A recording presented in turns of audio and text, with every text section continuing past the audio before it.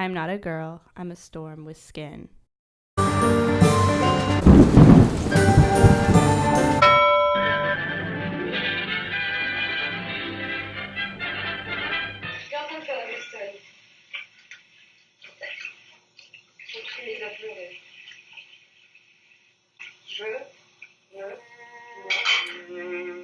C'est très confus.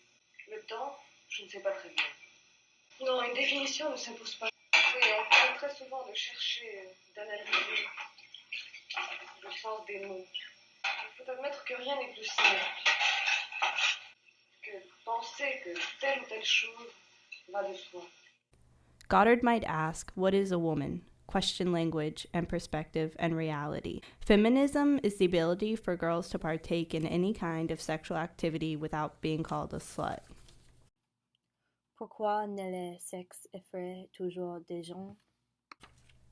Amy Tobin, in her essay from the film comment about 2 or 3 things, says prostitution, and not only the actuality of it, but as a metaphor encompassing all exchanges involving labor, money, and power, and capitalism.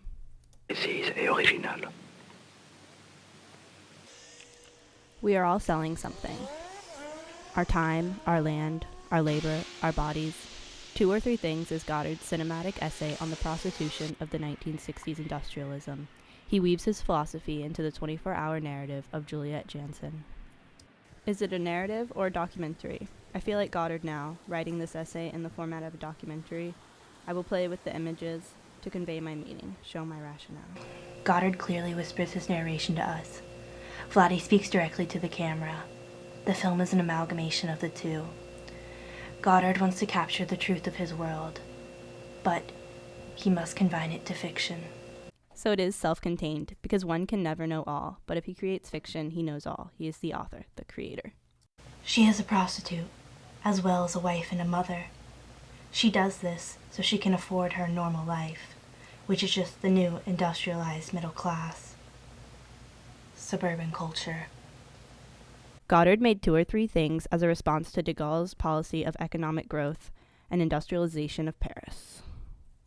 We have access to Juliet's thoughts. The audience is allowed access to this woman and her life. We are voyeurs. Though feminist film theory may criticize the fact that the film is still in the male gaze point of view, Godard looking into Juliet, but he admits he only knows 2 or 3 things about her, suggesting there is more to know. And through this film, we are able to explore some of her complexities. Also in the film, Godard refers to Paris itself, Paris, his capital of culture, as a her, thus putting women in a position of power. Juliet's profession, her prostitution, makes her seemingly independent in how she spends her days.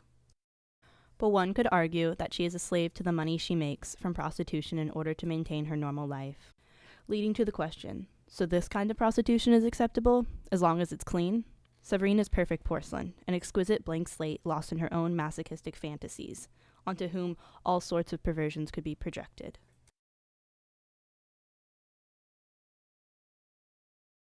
Wrapping shit in shiny paper doesn't change the fact that it's shit.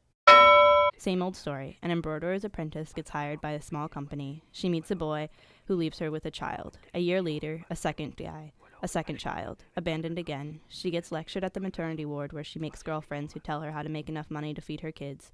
She goes back to her job but works nights as a prostitute. A hapless woman forced to sell herself in the streets elicits sympathy, but aristocratic Baroque-style sexuality is haute couture. So there's a line. Prostitution isn't feminism, but when it's of a woman's own accord, as a way to experience something, albeit in a clean manner, it can be a way to assert independence, although a slightly medieval way, as in the oldest profession.